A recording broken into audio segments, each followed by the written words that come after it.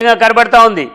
దీనికి తోడు ఈ ప్రభుత్వం పేదవాడంటే పట్టదు, కార్మికుడంటే పట్టదు, కార్మిక చట్టాలన్నింటినీ కూడా గుండగుత్తగా చేసేసి అనేక సంవత్సరాలుగా పోరాటాలు చేసి అసూలు బాసించి సంపాదించుకున్నటువంటి కార్మిక హక్కులన్నింటినీ కూడా కాలరాసి పక్కన పడేసి 4 కోడ్లు అనేటువంటి తీసుకురావడం జరిగింది.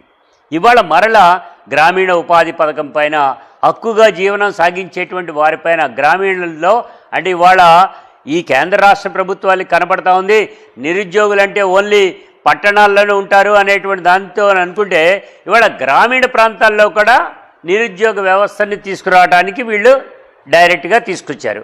తద్వారా దానివల్లనే ఇవాళ మనకు కనపడతా ఉన్నది వీళ్ళు చేసేటువంటి దారుణం మనకి అర్థమవుతా ఉంది.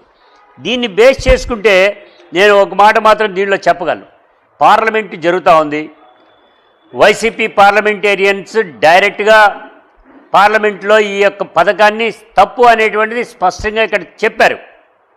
మరి ఇటు చెప్పినటువంటి ఈ పథకాన్ని ఇంత తప్పు అని చెప్పినటువంటి సందర్భంలో ఎందుకని టీడీపీకి సంబంధించినటువంటి ఎంపీలు, టీడీపీకి సంబంధించిన ఇతర పార్టీలకు సంబంధించినటువంటి వాళ్ళు ఈ పథకం పైన పేదలపైన ఎందుకు మీరు కక్ష కట్టారు అన్నా.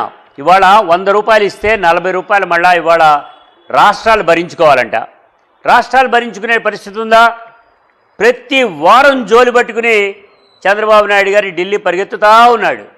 పరిగెత్తి 1000, 2000, 3000 కోట్ల రూపాయలు తెచ్చుకోవడం, ఇక్కడ గడపడం అనేటివి జరుగుతుంది. ఇవాళ ఇన్నిసార్లు వెళ్తున్నావు కదా అయ్యా, మా ప్రాంతంలో మా ఆంధ్రప్రదేశ్లో ఉండేటువంటి గ్రామీణ ప్రాంతాల్లో ఉండే కార్మిక వర్గం అల్లో లక్ష్మణ అని అలమటిస్తారు. ఈ గ్రామీణ ఉపాధి పథకం కనుక లేకపోతే మీరు దయచేసి దాన్ని ఆపండి అనేటువంటి చెప్పచ్చుగా.